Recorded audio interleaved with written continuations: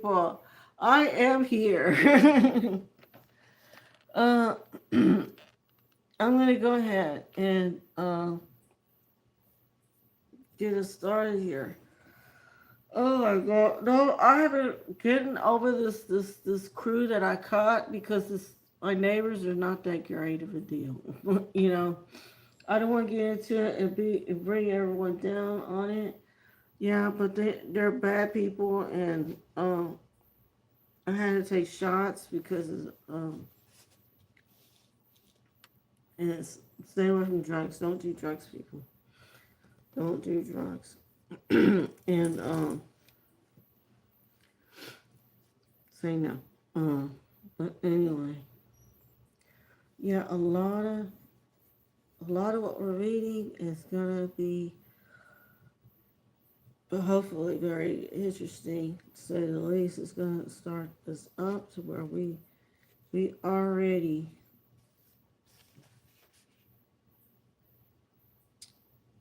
going to hopefully we're gonna see Gollum Schmeagle again.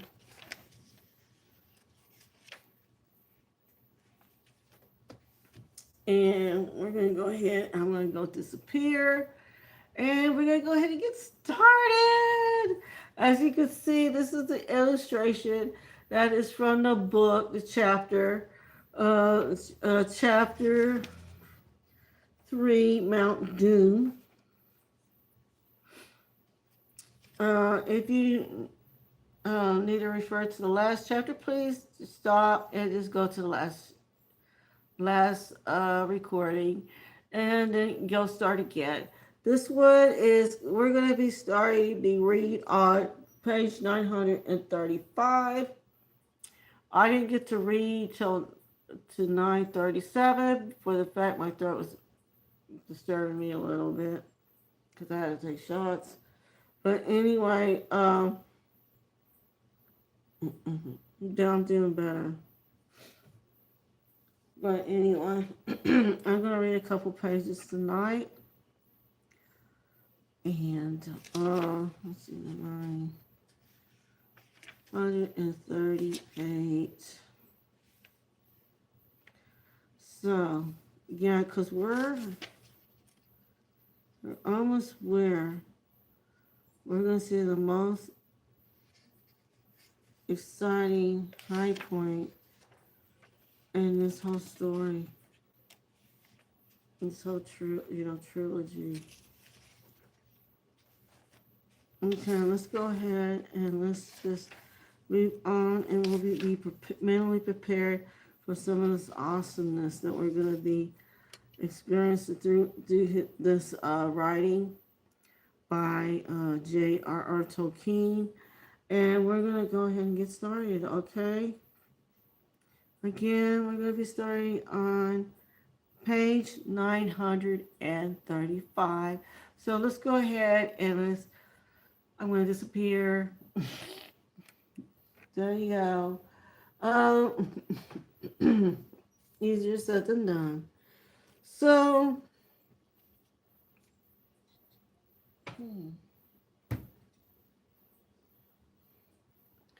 once more they started, crawling from hollow to hollow, flitting behind such cover as they could find, but moving always in a slant toward the foothills of the northern range.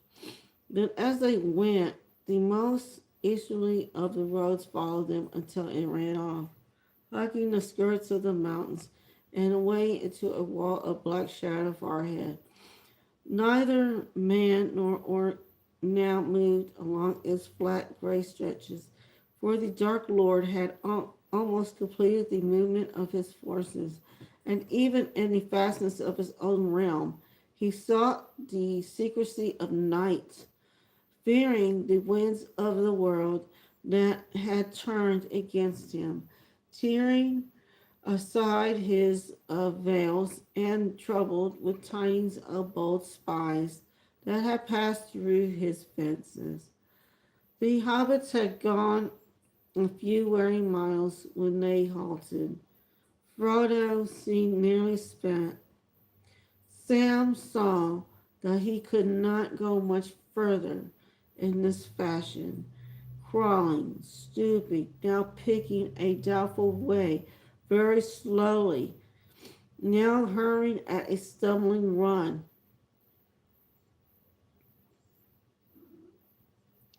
I'm going back onto the road while the light lasts, Mr. Frodo, he said. Trust to luck again. It nearly failed us last time, but it didn't quite. A steady pace for a few more miles, and then a rest.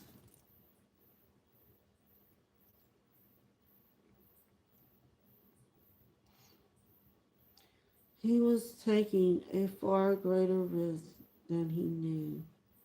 But Frodo was too much occupied with his burden and with the struggle in his mind to debate, and almost too hopeless to care. They climbed on to the causeway and trudged along down the hard, cruel road that led to the dark tower itself. But their luck held, and for the rest of that day they met no living or moving thing.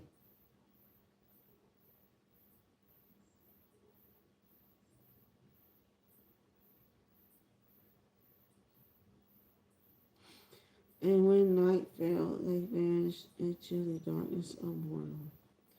All the land now brooded as to the coming of the great storm, for the captains of the West had passed the crossroads and set flames in the deadly fields of immeasurable.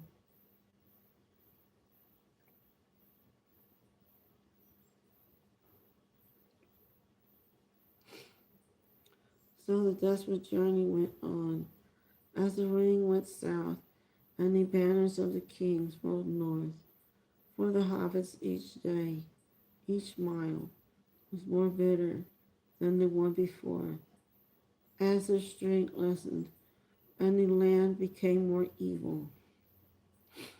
They met no enemies by day.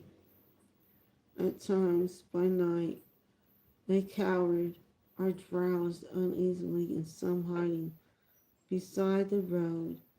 They heard cries and noise of many feet, or of the swift passing of some cruelly ridden steed.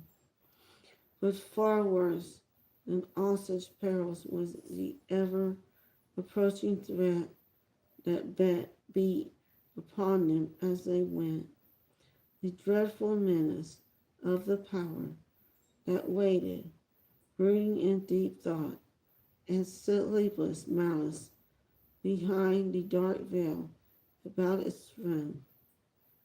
Nearer and nearer it drew, looming blacker, like the oncoming of a wall of night at the last end of the world. There came at last a dreadful nightfall, and even as the captains of the West drew near to the end of the living lands, the two wanderers came to an hour of blank despair.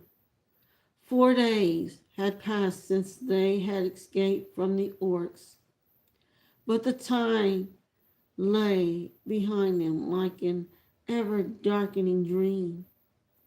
And all this last day Frodo had not spoken, but had walked, half bowed, often stumbling, as if his eyes no longer saw the way before his feet.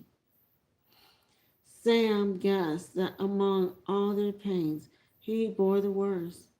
The growing weight of the ring, a burden on the body, and a torment to his mind. Anxiously, Sam had noted how his master's left hand would often be raised as if to ward off a blow, or to screen his streaking eyes from a dreadful eye that sought to look in them, and sometimes his right hand would creep to his breast, clutching, and then slowly, as the will recovered mastery, it would be withdrawn. Now, as the blackness of night returned, Frodo sat, his head between his knees.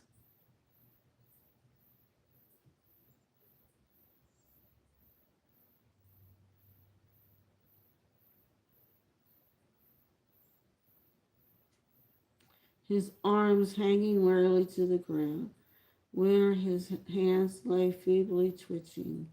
Sam watched them till night covered them both and hid them from one another. He could no longer find any words to say, and he turned to his own dark thoughts. As for himself, though weary and under a shadow of fear, he still had some strength left. The Limbas had a virtue without which they would long ago have lain down to die. It did not satisfy desire, and at times Sam's mind was filled with the memories of food and the longing for simple bread and meats. And yet, this way bread of the elves had a potency that increased as travelers relied on it alone and did not mingle it with other foods. It fed the will, and it gave strength to endure and to master sinew and limb beyond the measure of mortal kind. But now a new decision must be made. They could not follow this road any longer, for it went on eastward into the great shadow. But the masked mountain now loomed upon their right, almost due south.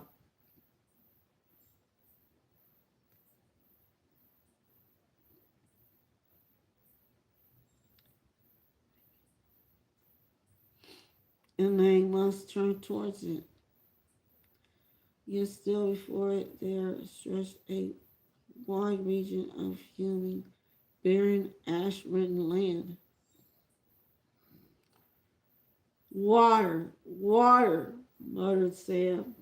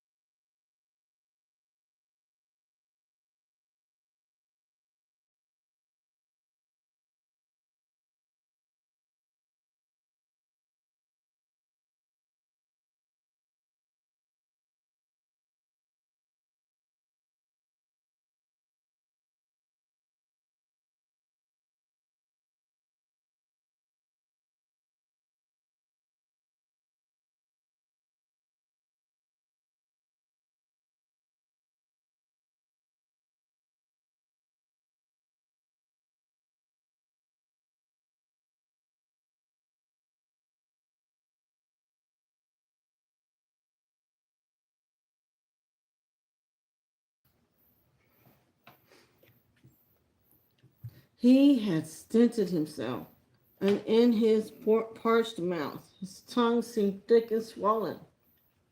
But for all his care, they now had very little left. Perhaps half of his bottle, and maybe there were still days to go. All would long ago have been spent if they had not dared to follow the Orc road. For at long intervals on that highway, cisterns had been built for the use of troops sent in haste through the waterless regions. And once Sam had found some water left, still muddied by the orcs, but still sufficient for their desperate case. Yet, that was now a day ago. There was no hope of any more. At last, worried with his cares, Sam drowsed, leaving the morrow till it came. He could do no more. Dream and waking mingled uneasily. He saw lights like gloating eyes and dark creeping shapes, and he heard noises as of wild beasts, or the dreadful cries of tortured things. And he would start up to find the world all dark and only empty blackness all about him. Once only, as he stood and stared wildly around, did it seem that, though now awake, he could still see pale lights like eyes, but soon they flickered and vanished.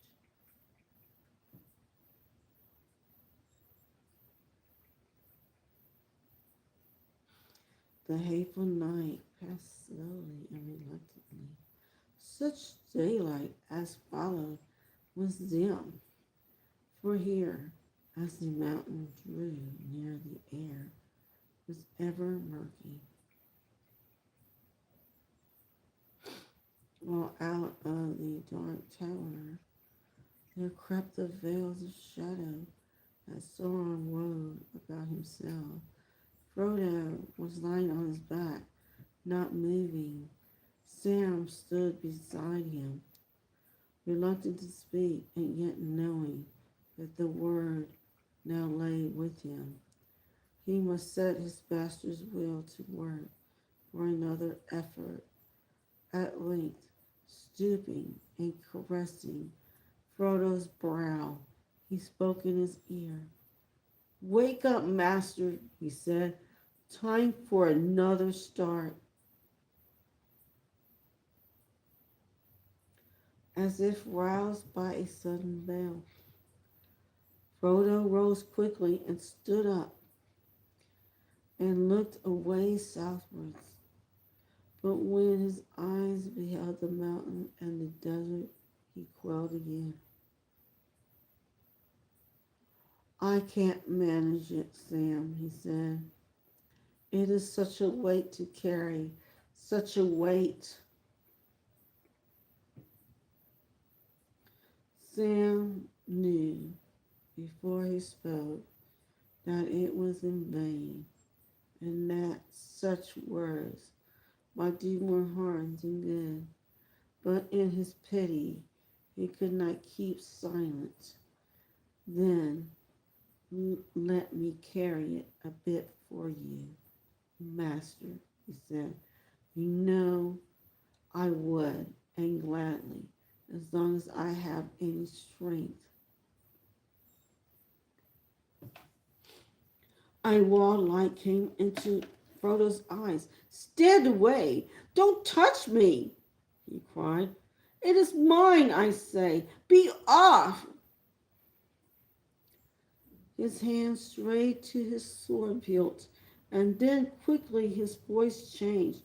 "No, no, Sam," he said sadly, "but you must understand. It is my burden, and no one else can bear it. It is too late now, Sam dear. You can't help me in that way again. I am almost in its power now. I could not give it up. And if you try to take it, I should go mad."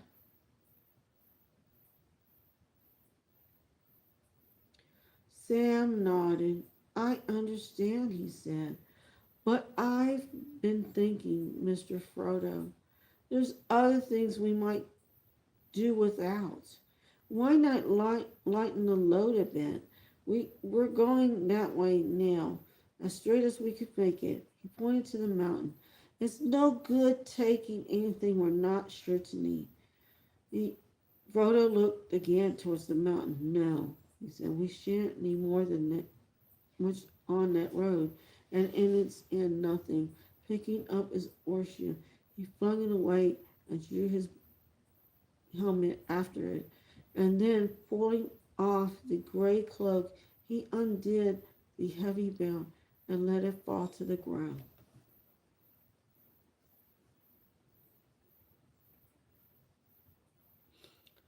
And the sheathed sword with it. The shreds of the black cloak he tore off and scattered. There, I'll be an Orc no more, he cried, and I'll bear no weapon, fair or foul. Let them take me if they will. Sam did likewise, and put aside his Orc gear, and he took out all the things in his pack. Somehow each of them had become dear to him. If only he had borne them so far with so much toil. Hardest of all, it was to part with his cooking gear. Tears welled in his eyes at the thought of casting it away. Do you remember that bit of rabbit, Mr. Frodo? He said. And our place under the warm bank in Captain Faramir's country, the day I saw an awful hunt. No, I am afraid not, Sam, said Frodo. At least I know that such things happen when I cannot see them. No taste of food, no feel of water, no sound of wind, no memory of tree or grass or flower, no image of moon or star are left to me.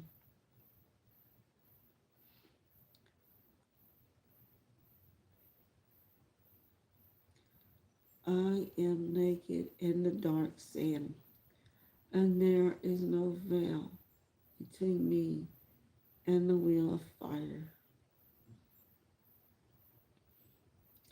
I begin to see it, even with my waking eyes, and all else fades.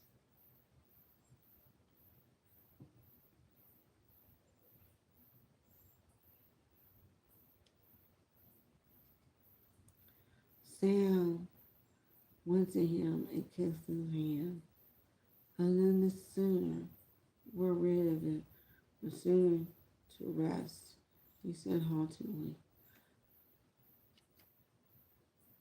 finding no better words to say. Talking won't mean nothing, he muttered to himself as he gathered up all the things that he had chosen to cast away. He was not willing to leave them lying open in the wilderness for any eyes to see. Stinker picked up that Orc shirt seemingly, and he isn't going to add a sword to it. His hands are bad enough when empty, and he isn't going to mess with my pants.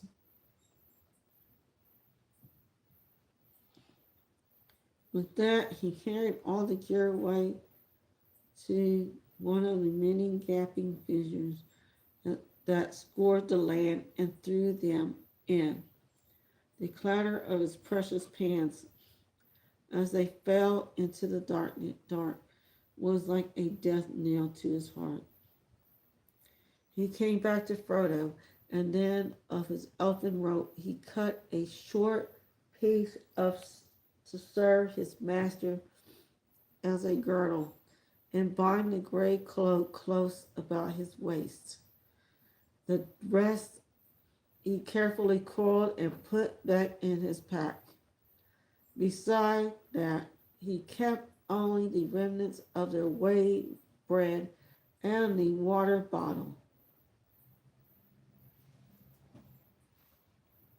And staying still, hanging by his belt, and hidden away in a pocket of his tunic.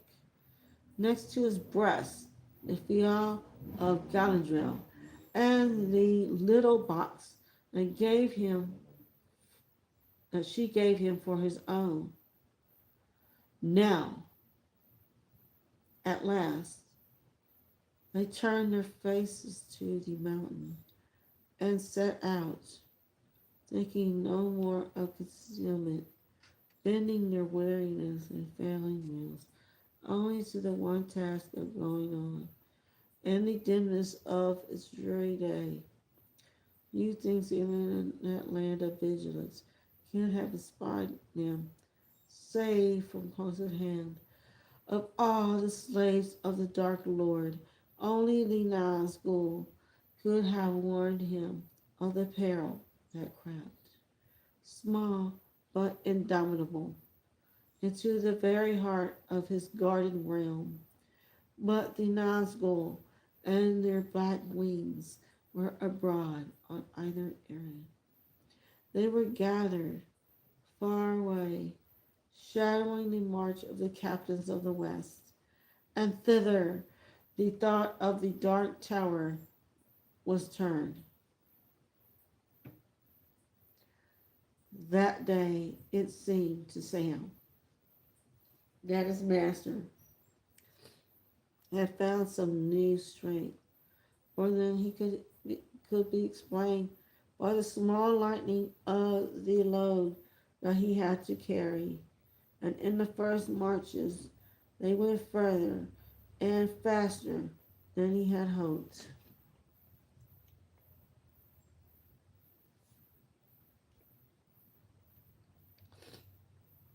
The land was rough and hostile, and yet they made much progress, and ever the mountain drew nearer.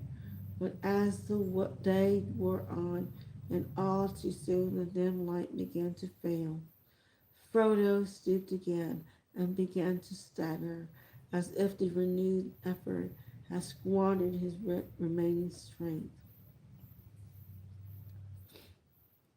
At their last halt, he sank down and said, "I'm thirsty, Sam," and did not speak again. Sam gave him a mouthful of water. Only one more mouthful remained, and he went without himself. And now as once more the night of Mordor closed over them. Through all his thoughts there came the memory of water, and every brook or stream or fount that he had ever seen under green willow shades of twinkling in the sun, danced and rippled for his torment behind the blindness of his eyes.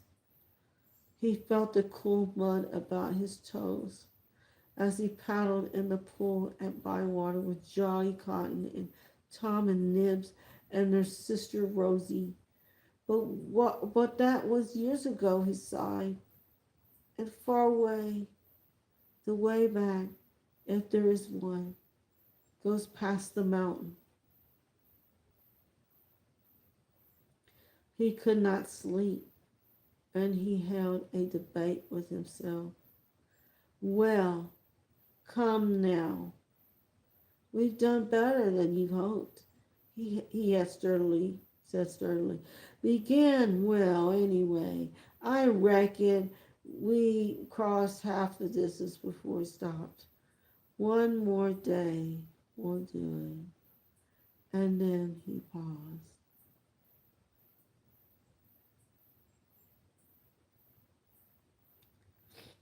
Don't be a fool, Sam McGee, came an answer in his own voice. He won't go another day like that. If he moves at all, if he can't go on much longer, giving him all the water and most of the food, I can go on a good way through, and I will, though, I will. Water too, to the mountain, of course.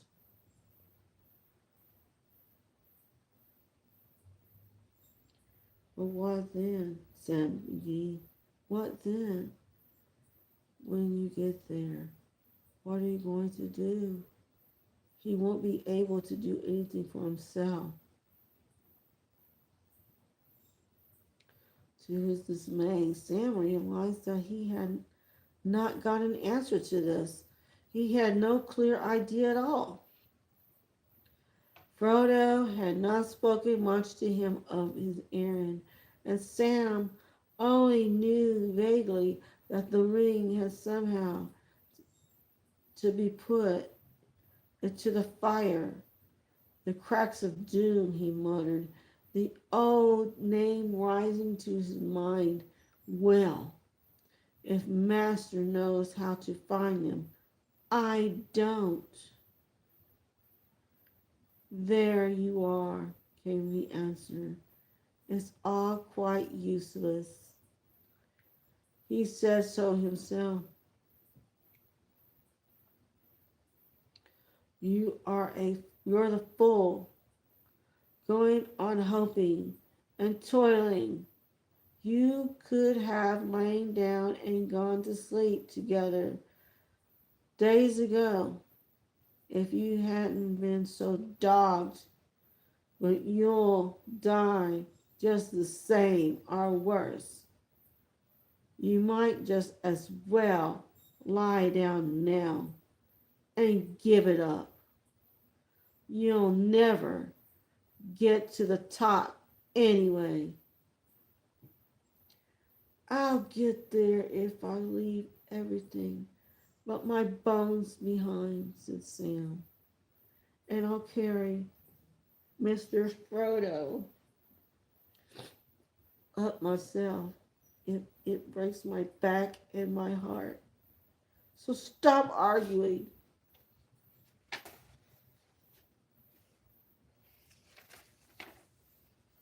At that moment, Sam felt a tremor in the ground beneath him. He heard, and he heard or sensed a deep, remote rumble, as of thunder imprisoned under the earth. There was a brief flame that flickered under the clouds and died away. The mountain too slept uneasily. The last stage of the journey to Ardwin came, and it was a torment greater than Sam ever thought that he could bear. He was in pain and so parched that he could no longer swallow even a mouthful of food. It remained dark, not only because of the slumps of the mountain. There seemed to be a storm coming up and away to the southeast. There was a shimmer of lightnings under the black skies.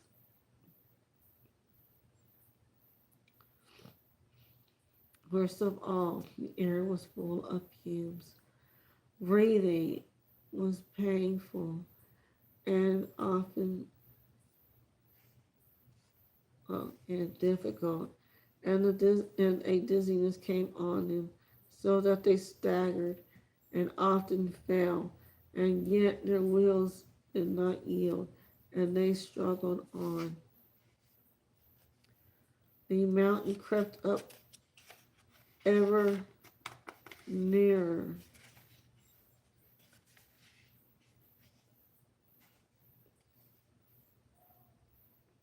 Until they lifted their heavy heads.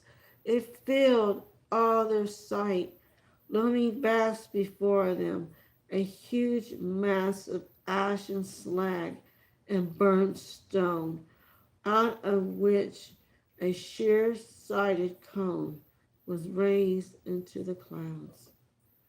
Before the day-long dusk ended and true night came again, they had crawled and stumbled to its very feet. With a gasp, Frodo cast himself on the ground. Sam sat by him. To his surprise, he felt tired, but lighter, and his head seemed clear again. No more debates disturbed his mind. He knew all the arguments of despair and would not listen to them. His will was set, and only death would break it. He felt no longer either desire or need to sleep, but rather a watchfulness. He knew all the hazards and perils were now drawing together to a point.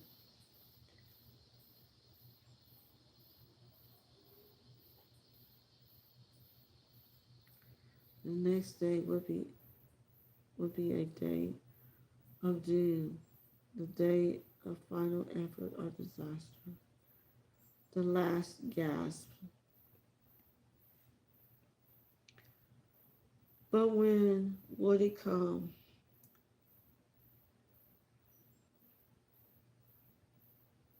The night seemed endless and timeless. Minute after minute, falling dead and adding up to no passing hour, bringing no change. Sam began to wonder if a second darkness had begun and no day would ever reappear. At last, he groped for Frodo's hand. It was cold and trembling. His master was shivering. I didn't ought to have left my blanket behind, muttered Sam. And lying down, he tried to comfort Frodo with his arms and body. Then sleep took him, and the dim light of the day of their quest found them side by side. The wind had fallen the day before as it shifted from the west, and now it came from the north and began to rise. And slowly the light of the unseen sun filtered down into the shadows where the hobbits lay.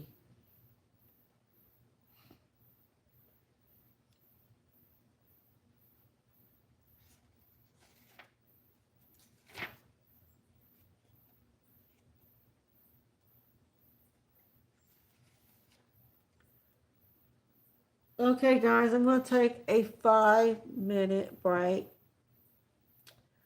And then I'm gonna take a drink of water and bathroom break. So 5 minutes, and we'll continue reading. Okay.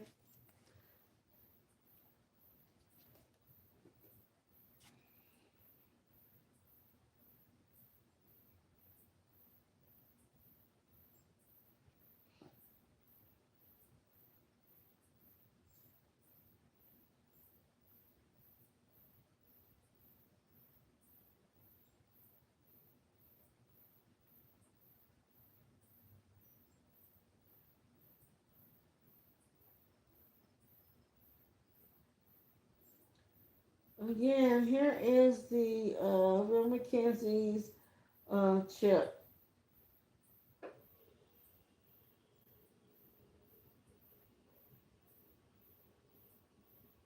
Yes, this is why I switched to injection-free weight loss. I was eating healthy, working out every day.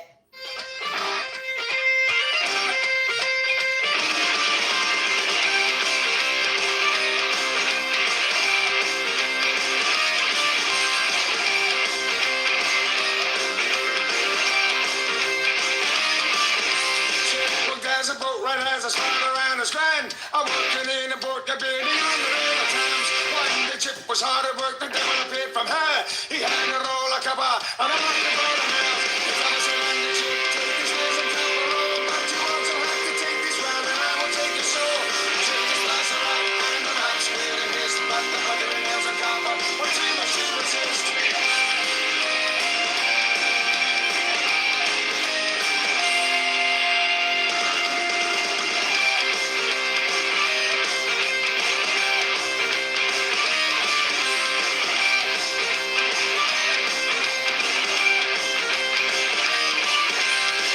Set to work, he got rid of the rat, and there wouldn't be a problem with the state of the hat. But the devil wouldn't die, no matter how hard he tried. The rat attacked the boat right, and he beat him in the eye.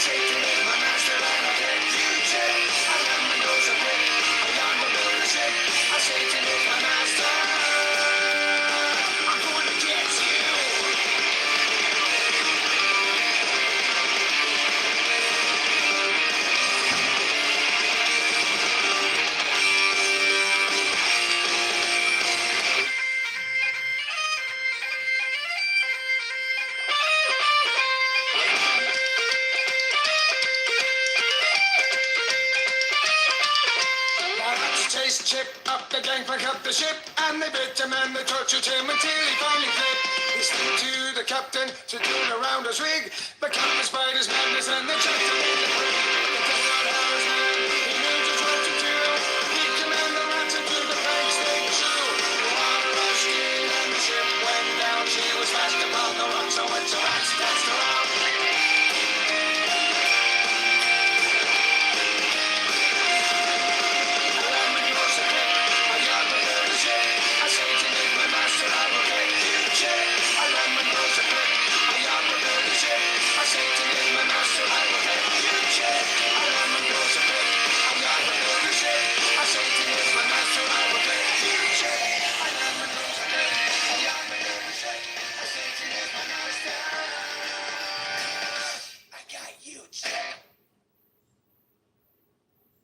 Okay, so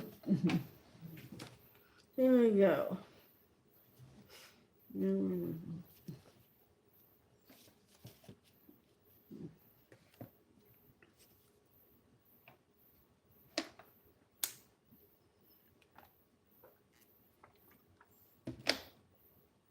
Okay.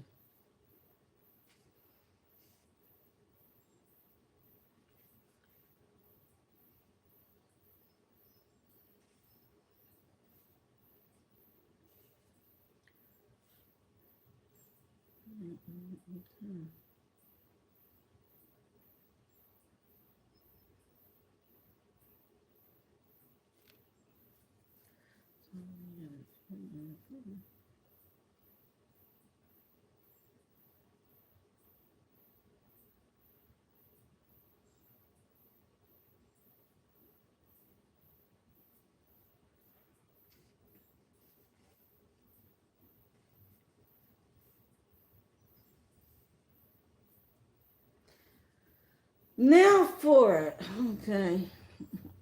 Let's see. I think it's from the song. Yeah. Now for it. Now for the last gasp, said Sam as he struggled to his feet. He bent over Frodo, roused him gently. No. Okay, that's Frodo groaned, but with a great effort of will, he staggered up, and then he fell upon his knees again.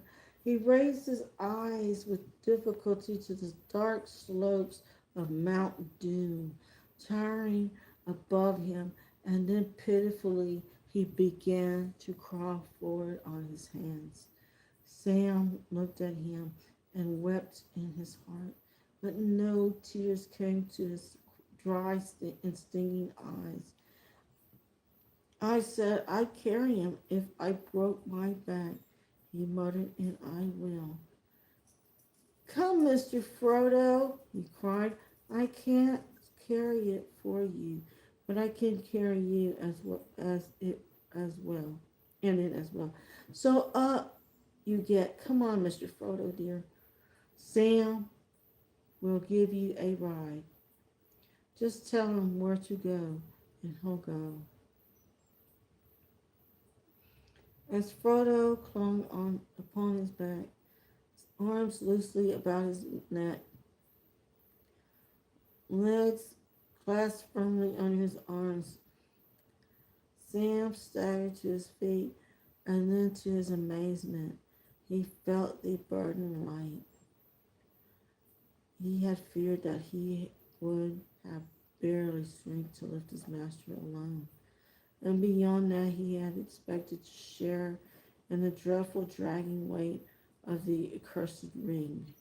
But it was not so, whether because Frodo was so worn by his long pains, wound of knife and venomous sting, and sorrow, fear, and homeless wandering, or because some gift of final strength was given to him.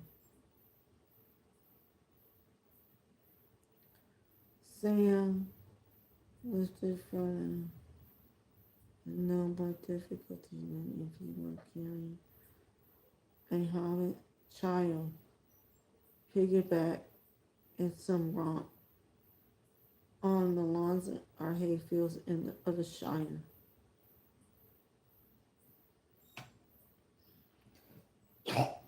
He took a deep breath and started off.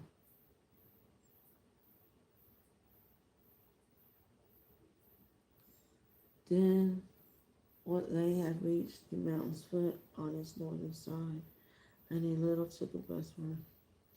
There its long gray slopes, though broken, were not sheer. Frodo did not speak, and so Sam struggled on as best he could, having no guidance but the will to climb as high as might be before his strength gave out and his will broke. On he toiled up and up, turning his way in knots to lessen the slope, often stumbling forward and at the last crawling like a snail with heavy burden on his back.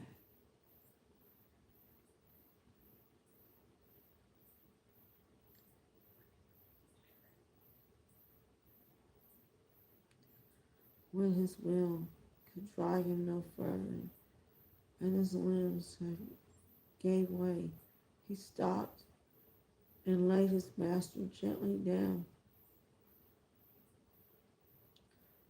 Frodo opened his eyes and drew a breath. It was easier to breathe up here, above the reeks that crawled and drifted down below. Thank you, Sam, he said in a cracked whisper. How far is there to go? I don't know, said Sam, because I don't know where we're going.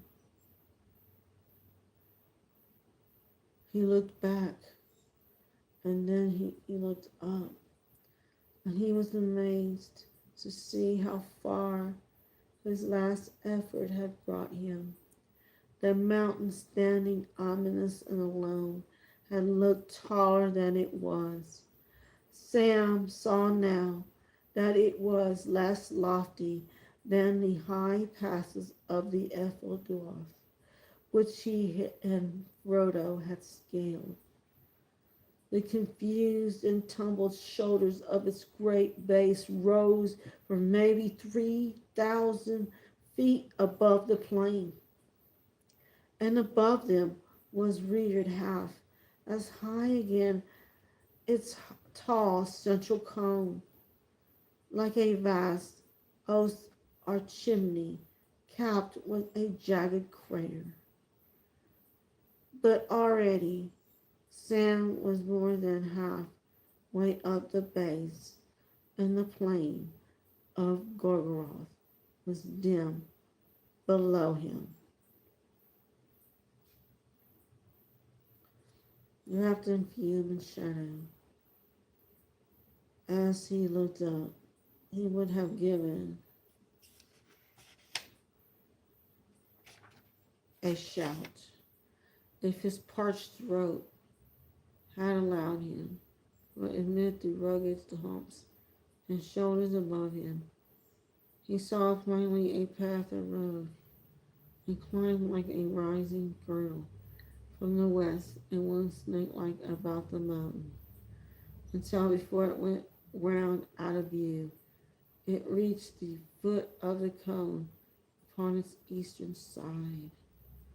Sam could not see the course immediately above him, where it was lowest, for a steep slope went up where he stood, but he guessed that if he could only struggle on just a little way further up, they would strike this path.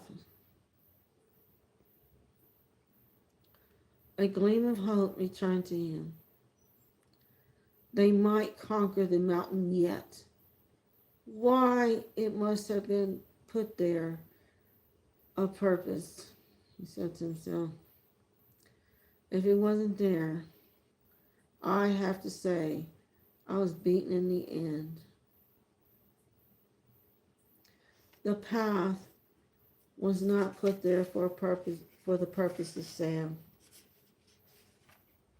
He did not know it, but he was looking at Sauron's robe from behind her to the Samother. The chambers of fire. Out from the dark tower's huge western gate, it came over a deep abyss by a vast bridge of iron, and then passing into the plain, it ran for a league between two smoking chasms, and so reached a long sloping causeway that led on to the mountain's eastern side. Thence, turning and encircling all its wide girth from south to north, it climbed at last, high on the upper cone, but still far from the reeking summit, to a dark entrance that gazed back east straight to the window of the eye of Sauron's shadow-mantled fortress. Often blocked or destroyed by the tumults of the mountain's furnaces. Always that road was repaired and cleared again by the labors of countless orcs. Sam drew a deep breath. There was a path, but how he was to get up the slope to it, he did not know. First, he must ease his aching back. He lay flat beside Frodo for a while. Neither spoke. Slowly the light grew. Suddenly a sense of urgency which he did not understand came to sound. It was almost as if he had been called. Now, or it will be too late. He braced himself and got up. Frodo also seemed to have felt the call.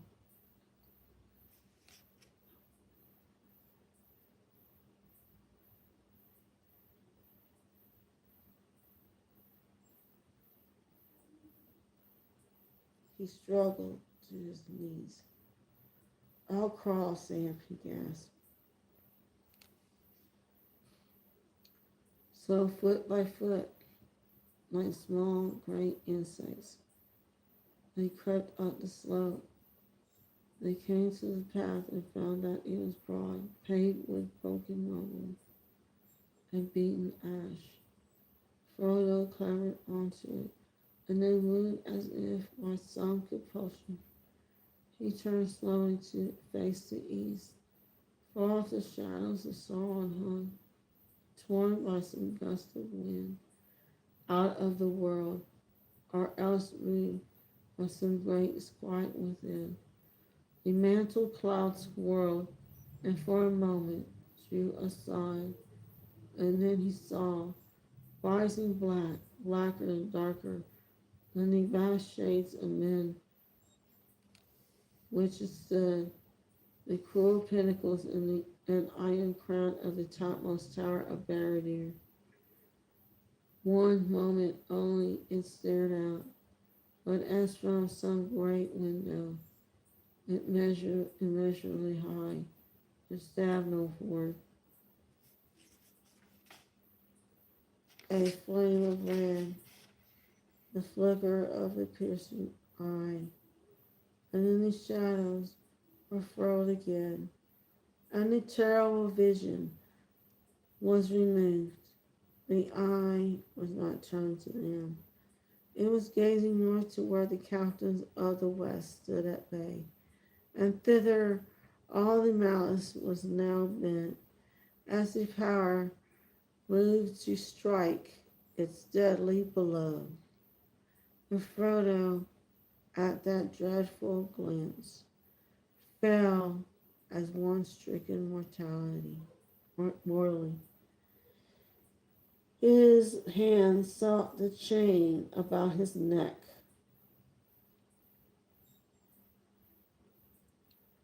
Sam knelt behind him, faint, almost inaudibly. He heard Frodo whispering, "Help me, Sam. Help me, Sam. Hold my hand. I can't stop it." Sam took his master's hands and laid them together, palm to palm, and kissed them, and then he held them gently between his own. The thought came suddenly to him. He spotted us. It's all up, or it soon will be. Now, Sam McGee, this is the end of ends. Again he lifted Frodo and drew his hands down to his own breast, guiding his master's leg angle. Then he bowed his head and struggled along the climbing road, and it was not easy a way to take as it looked at first. By fortune, these spiders that had poured forth in the great turmoil when Sam stood upon Cirith Ungol had flowed down mainly on the southern and western slopes, and the road on this side was not blocked. Yet in many places it had crumbled away. I was crossed by gaping wounds.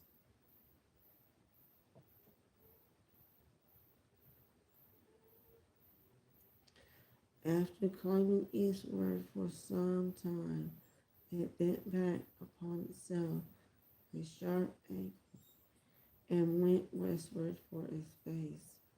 There, at the bend, it was cut deep through a crag of old weathered stone, once long ago vomited from the mountain's furnaces.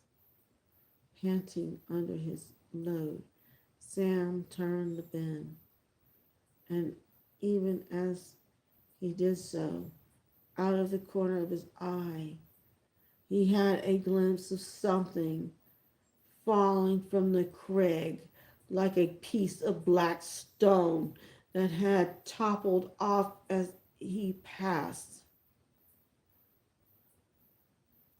A sudden weight smote him and he crashed forward, tearing the backs of his hands and clasped his master's.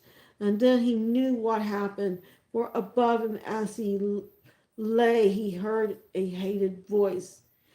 "Wicked master," it hissed. "Wicked master, Jesus Smeagol, Gollum. He mustn't go that way. He mustn't hurt Precious. Give it to Smeagol. Yes, give it to us. Give it to us." With a violent heave, Sam rose up.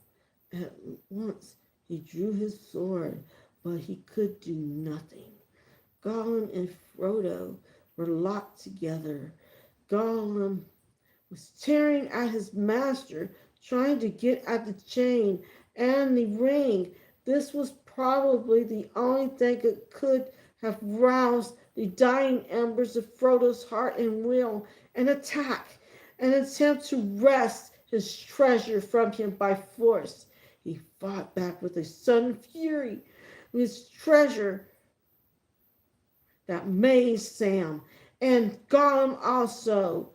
Even so, things might have gone far otherwise if Gollum himself had remained unchanged. Whatever dreadful past, lonely and hungry and waterless, he had trodden, driven by a devouring desire and a terrible fear. They had left grievous marks on him. He was a lean, starved, haggard thing, all bones, tight-drawn, sallow skin. A wild light flamed in his eyes, but his malice was no longer matched by his old gripping strength. Frodo flung him off and rose up quivering. "Down! Down, he gasped, clutching his hand to his breast so that his beneath the cover of his leather shirt he clasped the ring. Down, you creeping thing, and out of my path. Your time is at end. You cannot betray me or slay me now. And then suddenly, as before under the eaves of the Emmanuel, Sam saw these two rivals with each other vision, a crouching shape, scarcely more than the shadow of a living thing, a creature now wholly ruined and defeated, yet filled with a hideous lust and rage. And before it stood, stern, untouchable now by a pity, a figure robed in white, but at its breast it held a wheel of fire, and out of the fire there spoke a commanding voice, "Begone and trouble me no more. If you touch me ever again, you shall be cast yourself into the fire of doom." The crouching shape backed away, terror in its blinking eyes, and yet at the same time, insatiable desire. And then the vision passed, and Sam saw Frodo standing, hand on breast, his breath coming in a great gasp, and Gollum at his feet, resting on his knees with his wide splayed hands upon the ground. "Look out!" cried Sam. "He'll spring!" He stepped forward, brandishing his sword. "Quick, master!" he gasped. Go on! Go on! No time to lose! I'll deal with him! Go on!" Frodo looked at him as if one at one, now far away. "Yes, I must go on," he said. "Farewell, Sam. This is the end at last. On Mount Doom, doom shall fall. Farewell." He turned and went on, walking slowly but erect, up the climbing path. "Now," said Sam, "at last I can deal with you." He leapt forward, with drawn blade ready for battle. But Gollum did not spring. He fell upon the ground and whimpered. "Don't kill us," he wept. "Don't hurt us with nasty, cruel steel. Let us live. Yes, let live just a little longer. Lost were lost, and when precious ghosts will die, yes, die into the dust." He clawed up the ashes of the path with his long, fleshless fingers. "Dust!" he hissed, and Sam's hand wavered. His mind was hot with wrath and memory of evil.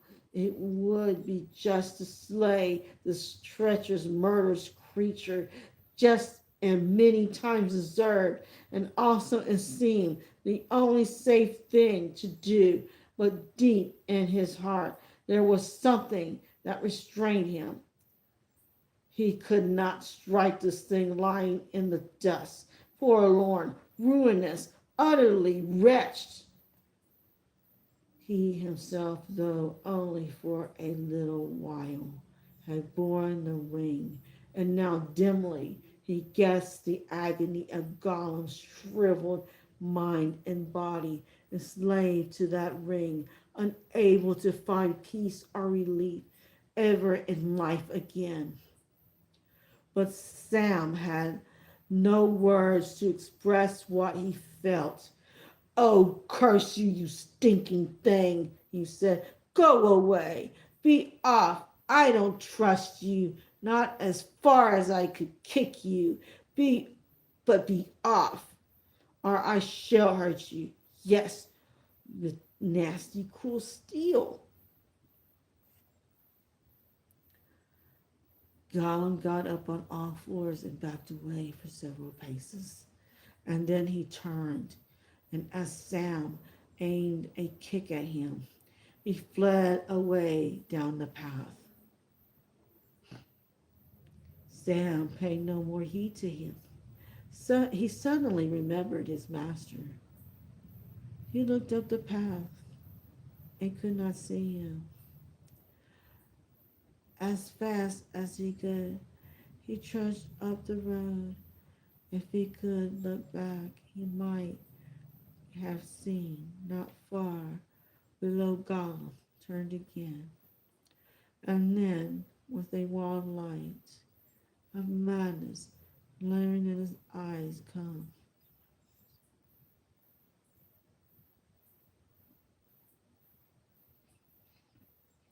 Swiftly but warily, creeping on behind a slinking shadow among the stones.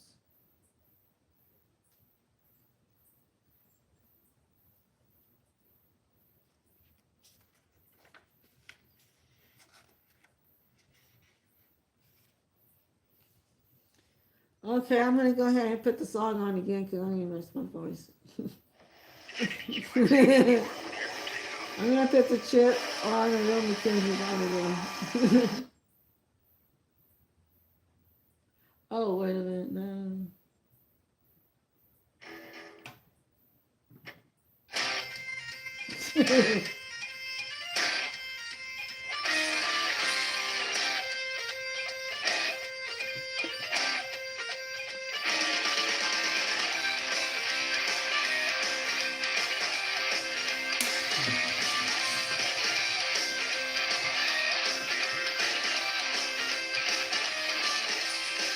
There's a boat right as a spider and a strand. I'm working in a boat, the beauty on the river Thames. When the chip was hard at work, the devil appeared from her.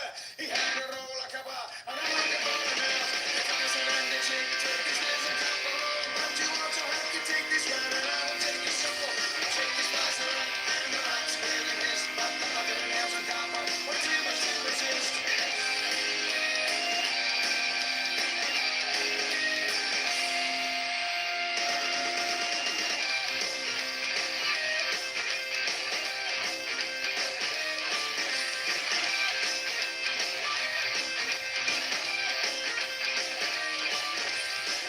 Set to work, he got rid of the rat, and there wouldn't be a problem with the state of the rat. The devil wouldn't die, no matter how hard he tried. The rat attacked the boat right, and he beat him in the eye. The sailor said you were a rascal, and the said this now. They want to cheat around and do his life with every hell. He slowly lost his mind, he lost his family, he lost his job and had to join the King's Navy.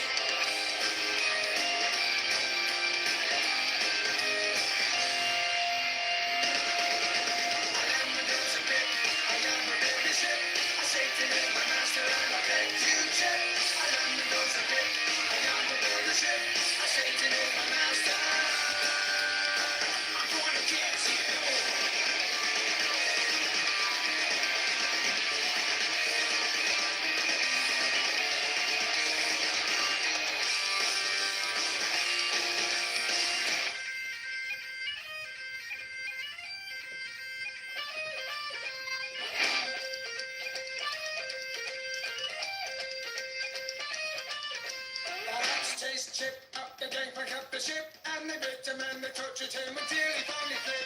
He stayed to the captain to turn around his rig. The captain spied his madness and they trapped him in the rig. The captain had his man, he knew just what to do. He commanded the rats to the bank stake shoe. The water rushed in and the ship went down. She was fast upon the rocks on which the rats danced around.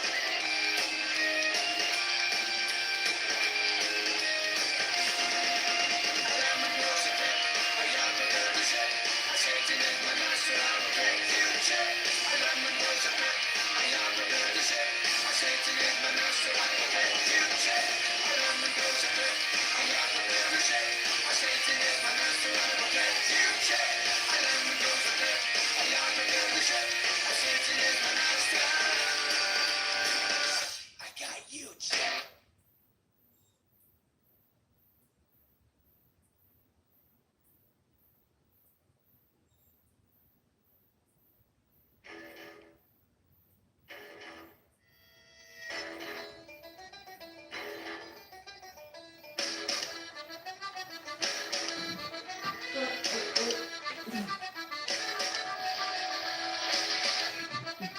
Okay, I didn't allow that to happen. But anyway, I had to get something off the line. But anyway.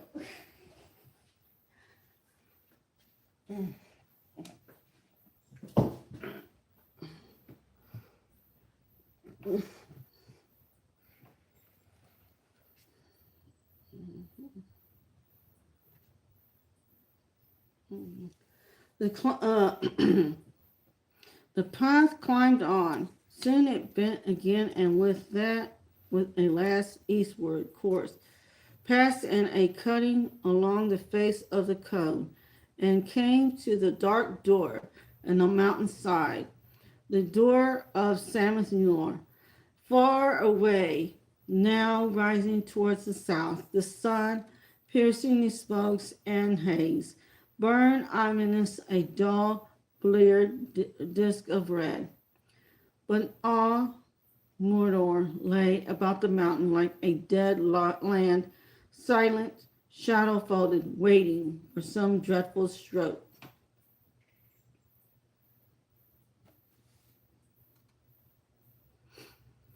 Sam came to the gaping mouth and peered in. It was dark and hot, and a deep rumbling shook the air. Frodo, master, he called. There was no answer. For a moment he stood, his heart beating with wild fears, and then he plunged in. A shadow followed him. At first, he could see nothing. In his great need, he drew out once more the file of Galadriel. But it was pale and cold in his trembling hand, and drew no light into the stifling dark. He was come to the heart of the realm of Sauron, and the forges of his ancient might, greatest in Middle Earth. All other powers were here subdued. Fearfully he took a few uncertain steps in the dark, and then all at once came a flash of red that leaped upward and smote the high black roof. Then Sam saw that he was in a long cave or tunnel that bored into the mountain's smoking cone, but only a short way ahead its floor, and the walls on either side were cloven by great fissure, out of which the red glare came, now leaping up, now dying down into darkness, and all the while, far below, there was a rumor and a trouble as the great engines dropping and laboring. The light sprang up again, and there on the brink of the chasm, at the very crack of doom, stood Frodo, black against the glare, tense, erect, but still, as if he had been turned to stone.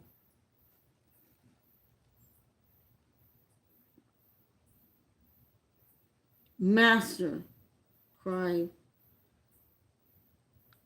Sam. Then Frodo stirred and spoke with a clear voice, indeed with a voice clearer and more powerful than Sam ever heard him use. And it rose above the throb and turmoil of Mount Doom, ringing in the roof and walls. I have come, he said, but I do not choose now to do what I came to do. I will not do this deed. The ring is mine. And suddenly, as he set on his finger, he vanished from Sam's sight. Sam gasped, but he had no chance to cry out, for at that moment, many things happened. Something struck Sam violently in the back. His legs were knocked from under him, and he was flung aside, striking his head against the stony floor as a dark shape sprang over him. He lay still, and for a moment all went black. And far away, as Frodo put on the ring and claimed it for his own, even in Sammathnoor, the very heart of his realm, the power in Barad-dûr was shaken, and the tower trembled from its foundations. To his proud and bitter crown, the Dark Lord was suddenly aware of him, and his eye, piercing all shadows across the plain to the door that he made, and the magnitude of his own folly was revealed to him in a blinding flash, and all the devices of his enemies were at last laid bare.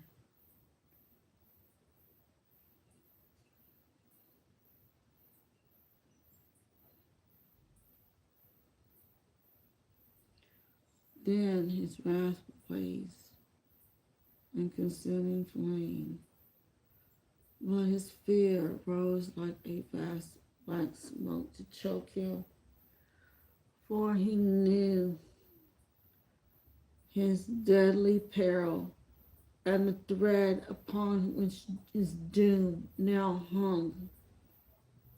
From all his policies and webs of fear and treachery, from all his stratagems and wars, his mind shook free, and throughout his realm a tremor ran. His slaves quailed, and the armies halted, and the captains suddenly steerless, bereft of will, wavered and despaired, for they were forgotten. The whole mind and purpose of the power that wielded them was now bent with overwhelming force upon the mountain at his summons, willing with a rending cry and a last desperate race. There flew, faster than the winds, the Nazgul, the ring-wraiths, and the storm of wings they hurtled southwards to Mount Doom. Sam got up. He was dazed, and blood streaming from his head dripped in his eyes. He groped forward, and then he saw a strange and terrible thing. Gollum, on the edge of the abyss, was fighting like a mad thing with an unseen foe. To and fro he swayed, now so near the brink that almost he tumbled in, now dragging back, falling to the ground, rising and falling again, and all the while he hissed but spoke no words. The fires below awoke in anger, the red light blazed, and all the cavern was filled with a great glare and heat.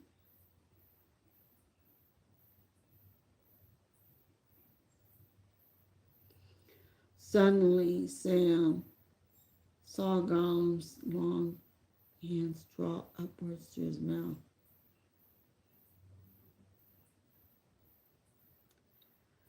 His white fangs gleamed and then snapped as they bit. Frodo gave a cry, and there he was, falling upon his knees at the chasm's edge. But Gollum, dancing like a mad thing, held aloft the ring, a finger still thrust within its circle. It shone now, as if verily it was wrought of living fire. Precious, precious, precious, Gollum cried. My precious, oh my precious. And with that, even as his eyes lifted up to gloat on his prize, he stepped too far, toppled, wavered for a moment on the brink, and then with a shriek he fell, Out of the depths came his last wail. Precious! And he was gone.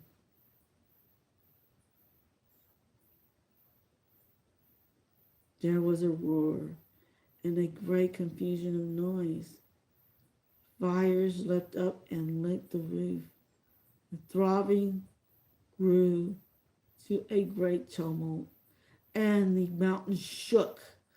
Sam ran to Frodo and picked him up and carried him out the door. And there, upon the dark threshold of the Sammath Muir, high above the plains of Mordor, such wonder and terror came on him, and he stood still, forgetting all else, and gazed as one turned to stone. A brief vision he had of swirling cloud, and in the midst of its towers and battlements, tall as hills, founded upon a mighty mountain throne, above immeasurable pits, great courts and dungeons, eyeless prisons, sheer as cliffs, and gaping gates of steel and adamant. And then all passed. Towers fell, and mountains slid. Walls crumbled and melted, crashing down. Vast spires of smoke, spouting steams, went billowing up, up, until they toppled like an overwhelming wave, and its wild crest curled and came foaming down upon the land. And then, at last, over the miles between there came a rumble, rising to a deafening crash and roar. The earth shook, the plain heaved and cracked, the Urdwin reeled. Fire belched from its riven summits.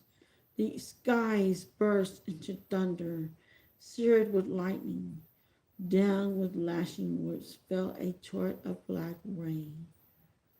And into the heart of the storm, with a cry that pierced all other sounds, tearing the clouds asunder, the Nazgul came, shooting like flaming bolts, as caught in the fiery ruin of hill and sky.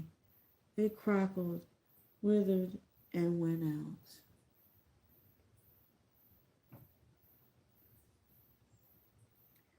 Well, this is the end, Sam McGee, said a voice by his side.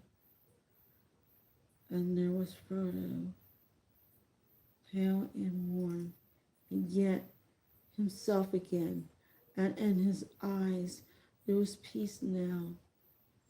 Neither strain of will, nor madness, nor any fear. His burden was taken away. There was the dear master of the sweet days in the Shire. Master, cried Sam, and fell upon his knees. And all that ruin of the world of the moment, he felt only joy, great joy. The burden was gone. His master had been saved. He was himself again. He was free. And then Sam caught sight of the maimed and bleeding hand. Your poor hand, he said. And I have nothing to bind it with or comfort it. And I would have spared him a whole hand of mine rather. But he's gone now, beyond recall, gone forever. Yes, said Frodo. But do you remember Gandalf's words? Even Gollum may have something yet to do.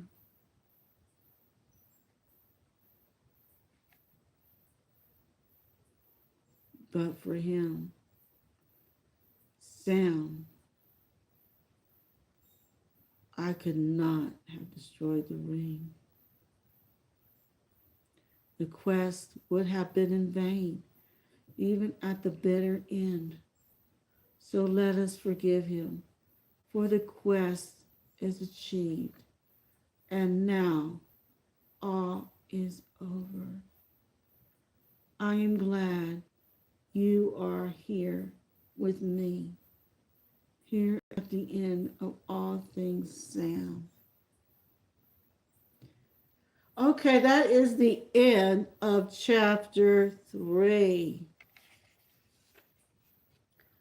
Mount Doom of the Lord of the Rings trilogy, Return of the King, extended edition of Book 6 by JRR Tolkien. Now, the next read will be chapter 4, The Field of Coryan.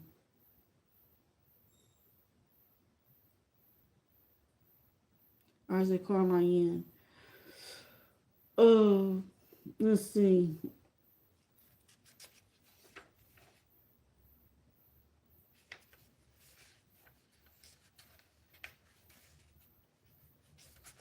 Okay, so now we can hold a moment of silence for Gollum, Smeagol.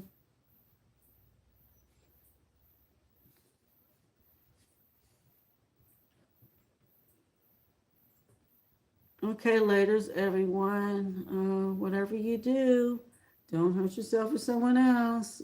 No, you're doing it. Okay, laters.